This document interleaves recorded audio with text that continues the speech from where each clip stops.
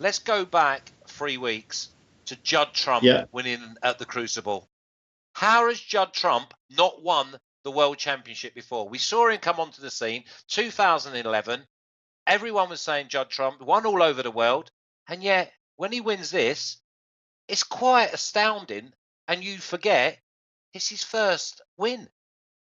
Yeah, it's amazing. He's amazing. He's just under 30 now. It's taken him so long to mature.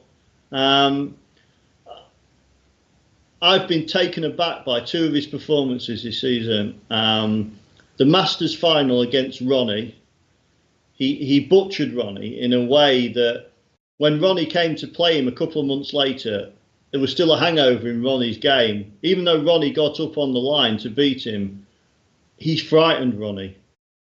Because he's, like you just said there, he's played to such a high standard. He's moved the bar at that standard. If he retains it, of the final against Ronnie and the final against John Higgins, he has moved the bar up on all the players. And I think you could tell by John Higgins' reaction, Ronnie in the commentary box, tweets from Mark Williams. People know that they are going to have their pot on to even compete with this kid if he does that. Where has he been? That was a good question.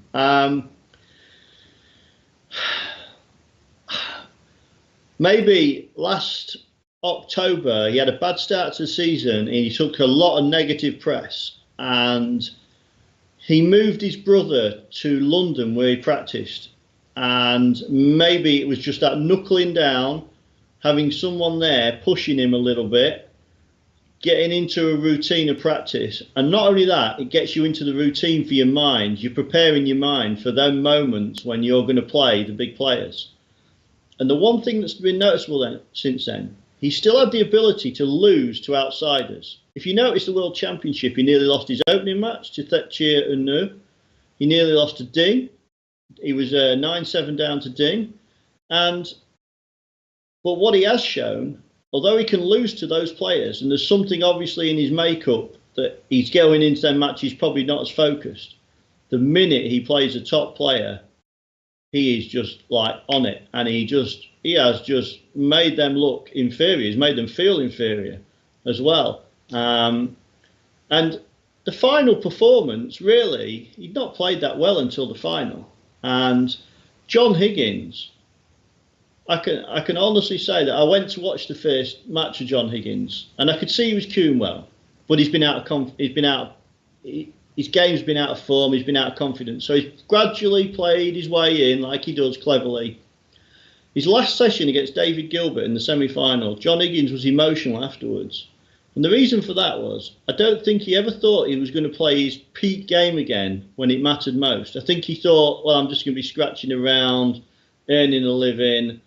He's got a lot of class, he can do it with his D game, and he has done. But that last session against Dave Gilbert, he climbed.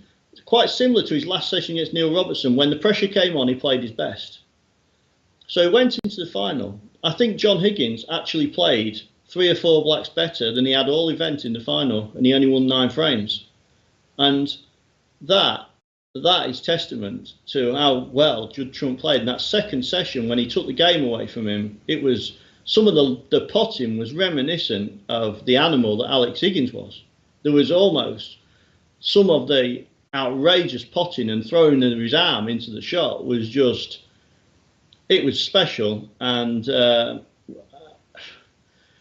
you definitely think from this season, Trump has got he's got another level, and if he continues to produce that, he can dominate snooker now going forward. If he can keep his discipline, keep his brother around him. In a word, does Judd Trump add to the World Championship he won this year? Yes. Yeah, easily. Easily. Do you think he wins again this year? So what have we actually got coming up? What can the viewers of Sportsbet Daily get their teeth into? Well, you've got some qualifiers coming up for the overseas events. And then you've got the World Cup, which is a national event. I don't know if Judd's going to play in that. So it's quite a quiet couple of months till the new season, when there's a big couple of events in China, and that's when we'll see Judd again. But you may not see Judd focused until the big events. I've got a feeling that Judd is going to subconsciously, like Tiger Woods does in golf, he's going to save himself for the UK Championship, for the Masters, and for the World. And he's going to subconsciously try and do that. I think he's done it this season. And, also that's the other thing, professional sportsmen only have so many peak performances, actual peak performances. Yeah. They can't do it all the time. So in a way, they do have to try and schedule themselves so that they can produce it when it matters most. So it's a quiet couple of months, but then you will have the World Open in China. That'll be the main one that starts it with about £300,000 to the winner. That'll be in about 2.5, 3 months. So, but up to then, we'll just have qualifiers, sadly, for the snooker. There'll nothing be, that we'll see Judd Trump in any case. Yeah, the big thing is, though, Craig, I think that there's going to be plenty of value because we've got the two boys, Wilsons. We've got, Gary Wilson, got Kyron Wilson. We've got David Gilbert. We've got the boys that are coming in from the Far East. We've obviously got the established players. I don't think in over 30-odd years of covering and watching snooker, it's ever been as competitive as it is now. No, I'll tell you what struck me, Flash, is the standard of play has gone through the roof. And when I went to the Crucible, I played at the Crucible back in '91 against Tony Meo. And back then, the standard of play was excellent. I won't tell you, people played really well. You had to play well. Davis was the world. I know Hendry was actually a defending champion. But what struck me was the actual standard of play amongst the players that actually lost and some of the ordinary players. Even I watched Gary Wilson next to the table of John Higgins, and I thought, my God, what a player! He looked like he was hard as nails, like Cliff Thorburn.